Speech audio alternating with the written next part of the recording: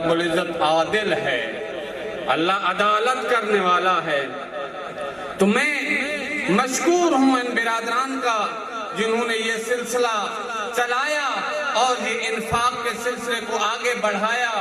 یہ فقط یہاں پہ ختم نہیں ہوتا، میں تو کہتا ہوں یہ سید ہیں، یہ آل رسول ہیں، انہوں نے یہ سلسلہ جو چلایا ہے یہ ان کے آباء و اجداد والا سلسلہ۔ پیغمبر اسلام کے دروازے پہ کوئی سائل آتا، اگر جس حالات میں بھی پیغمبر ہوتے اس کو خالی نہیں لوٹاتے تھے۔ اور امیر المومنین کے بارے میں ہے کہ ایک سائل آیا اور کہنے لگا کہ مولا میں بھوکا ہوں، تو حضرت نے اپنے غلام سے کہا کہ اس کو کھانا دو۔ اس نے کہا کہ کھانا اونٹ کے اوپر ہے، تو حضرت نے کہا اونٹ دے دو۔ وہ کہنے لگا اونٹ قطار میں ہے، تو حضرت نے کہا پوری قطار دے دو۔ یہ سادات کا سلسلہ وہی سے چلا آ رہا ہے۔ اور ایک روایت ہے، ایک شخص پیغمبر کی خدمت میں آیا اور سائل سوال کرنے لگا کہ مولا مجھے کچھ عطا کریں، تو حضرت نے فرمایا کہ جائیں میری بیٹی فاطمہ زہرا کے دروازے پہ۔ جناب سیدہ کے دروازے پہ جب وہ شخص گیا تو وہ کہنے لگا بی بی میں لباس نہیں ہے تو مجھے لباس عطا کر دیجئے، تو میرے گھر والوں کی ضرورت ہے۔ تو بی بی نے وہی دلہن والا لباس بی بی نے عطا کیا۔ تو پوچھنے والے نے جب پوچھا کہ بی بی اور عطا کر دیتی، تو بی بی نے جو جملہ ارشاد فرمایا، کہنے لگی مجھے اللہ کے سامنے حیا آتا ہے کہ پرانی چیز کیسے دوں، پرانی چیز کیسے اللہ کی راہ میں عطا کروں۔ تو لہٰذا یہ سادات کرام کا جو یہ سلسلہ ہے یہ ان کے آباء و اجداد سے یہ چلتا آ رہا ہے۔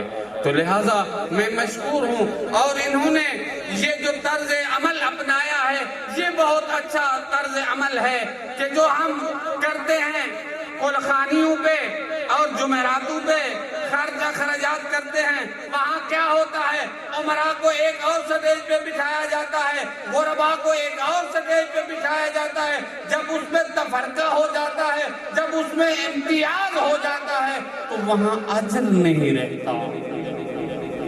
جب خدا کے لیے انسان کر رہا ہوتا ہے تو اس کی مخلوق برابر ہے۔ ایک حزب میں کھڑے تھے محمود و عیاض، نہ رہا بندہ نہ کوئی بندہ نواز۔ جب خدا کے لیے کرنا ہے تو اس میں کوئی فرق نہیں ہونا چاہیے کہ یہ امیر ہے یا غریب ہے۔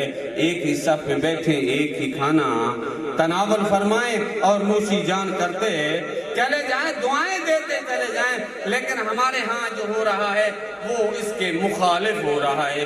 عمرہ کو ایک اور سٹیج پہ بٹھایا جاتا ہے، غربا کو ایک اور سٹیج پہ بٹھایا جاتا ہے، عمرہ کے لیے اور کھانے کا انتظام کیا جاتا ہے، غربا کے لیے اور کیا جاتا ہے۔ تو سادات کرام نے بہت اچھا فیصلہ کیا کہ اس میں کوئی امتیاز والی بات نہیں ہے، یہ تفاخر والی بات نہیں ہے، بلکہ اس سے ایک وقت کا کھانا اس وقت جب تصرف کرتے تو کتنے خرچ ہو جاتے، اس میں ضائع کتنا ہو جاتا، جس کا بچا کھچا تھا وہ ضائع ہو جاتا، کلینوں پہ گر جاتا وہ ضائع ہو جاتا۔ یہ کتنے مستحق لوگ ہوں گے کہ جن کے گھر کھانے کے لیے کچھ نہ ہوگا، تو جب یہ دیں گے تو انہیں اللہ رب العزت اجر کتنا عطا کرے گا۔ ایک شخص کا واقعہ نقل ہوا کہ اس کے گھر میں بچے بھوکے تھے، تو گھر سے چلا مزدوری کرنے کے لیے گیا اور وہاں مزدوری کی، اور مزدوری کرنے کے بعد اس نے 2 پراٹھے لیے اور گھر کی طرف روانہ ہوا۔ جب راستے میں آیا تو دیکھا ایک خاتون ہے جس کا بچہ رو رہا ہے، تو اس نے پوچھا کہ بچہ کیوں رو رہا ہے؟ تو کمائی کہنے لگی کہ یہ بھوکا ہے اور یہ ضد کر رہا ہے کہ مجھے پراٹھے دو۔ تو اس شخص نے وہ پراٹھے جو ہے اس کو دے دیے اور چلا، اور جب گھر پہنچا تو کوئی اور اس کے دروازے پہ پراٹھے دینے والا آ چکا تھا۔ تو اس شخص نے عالم خواب میں ایک مرحلہ دیکھا، قیامت کا میدان لگا ہوا ہے اور اس کے نامہ اعمال کو ترازو میں رکھا گیا، گناہ کا اس کا ترازو جو تھا وہ پلڑا بھاری تھا اور نیکیوں کا کم تھا، بلند تھا۔ تو ملائک نے پوچھا کوئی اور نیکی اس کی ہے؟ تو ایک ملک نے کہا ہاں، اس کے وہ 2 پراٹھے موجود ہیں۔ جب اس کو پلڑے میں رکھا گیا تو اس وقت بھی وہ پلڑا ہلکا تھا، اور اس نے کہا پھر کوئی اور نیکی ہے؟ تو اس نے کہا ہاں، اس بچے کے چہرے پہ جو مسکراہٹ آئی تھی اس کو بھی اس پلڑے میں رکھا جائے۔ جب اس کو رکھا گیا تو اس وقت وہ پلڑا بھاری ہو گیا، گناہوں کا پلڑا بلند ہو گیا۔ یعنی اللہ کی راہ میں عطا کرنے کے لیے جتنا اللہ کی راہ میں عطا کیا جائے اس سے کئی گنا زیادہ اللہ عطا کر دیتا ہے۔ لہذا ہمیں اس سے اللہ کے اختیارات کو دیکھنا ہے کہ اللہ رب العزت ہر طرح کا مال دے کے بھی آزمائش کرتا ہے کہ میں اسے دیتا ہوں تو یہ کس طرح میری راہ میں خرچ کرتا ہے، اور کسی کو غربت دیتا ہے تو اس کی بھی آزمائش ہے کہ وہ دیکھنا چاہتا ہے یہ بندہ کتنا صبر کرتا ہے، کتنا صبر کرتا ہے، اور بندگی پروردگار کس طرح کرتا ہے۔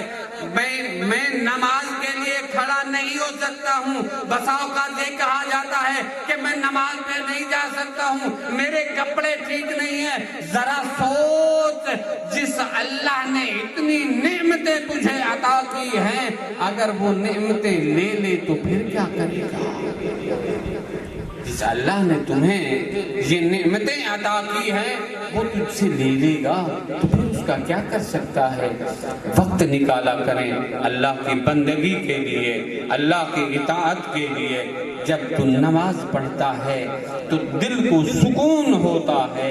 امیر المؤمنین حضرت علی علیہ السلام نے ایک جملہ ارشاد فرمایا، حضرت فرماتے ہیں کہ جب میں علی چاہتا ہوں کہ میں اللہ سے ہم کلام ہوں تو میں اللہ کی نماز پڑھتا ہوں، یعنی میں اللہ سے جب گفتگو کرنا چاہوں تو میں اللہ کی نماز پڑھتا ہوں، اور میں جب چاہوں کہ میرا خدا مجھ سے گفتگو کرے تو میں اللہ کا قرآن پڑھتا ہوں۔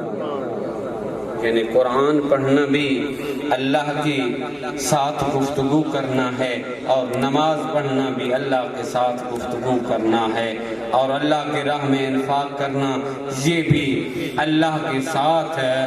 جو انفاق کر رہا ہے، یہ معاملہ کر رہا ہے، یہ تجارت کر رہا ہے۔ کہ میاں بیوی تھے 2، تو وہ ایک مرتبہ حضرت موسیٰ نبی سے کہنے لگے کہ اللہ کے نبی خدا سے پوچھ کے آؤ ہمارے لیے رزق کتنا ہے۔ تو جب چلے اللہ کے کلیم تو کہا کہ 15 دن کے لیے دوں گا، جتنا چاہتے ہیں دیتا ہوں۔ انہوں نے لے لیا، ادھر سے ملا رزق، ادھر سے تقسیم کرنا شروع۔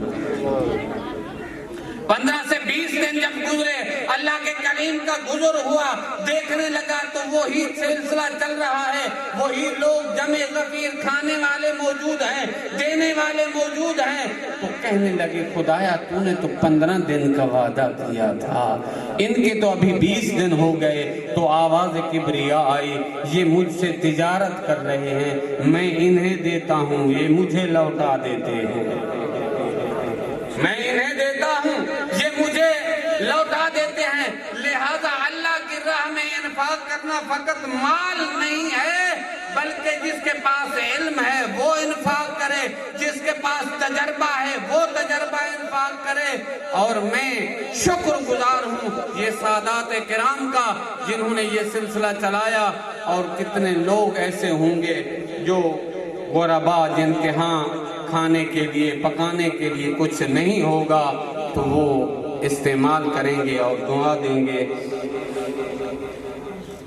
یہ سلسلہ جو چہلم کا کیا ہے برادران نے، مرحومہ مغفورہ محترمہ لیڈی مارگریٹ مرحومہ کے ایصال ثواب کے لیے چہلم کا جو سلسلہ کیا، تو جو یہ راشن تقسیم کیا اور جو ذکر اذکار کروایا گیا، نعتیں پڑھوائی گئیں، اس کا ثواب مرحومہ مغفورہ لیڈی مارگریٹ مرحومہ کی روح اور سید پیر سید شاہ جہان شاہ سے مرحوم آل اللہ مقامہ کے روح کو ایصال فرمائے۔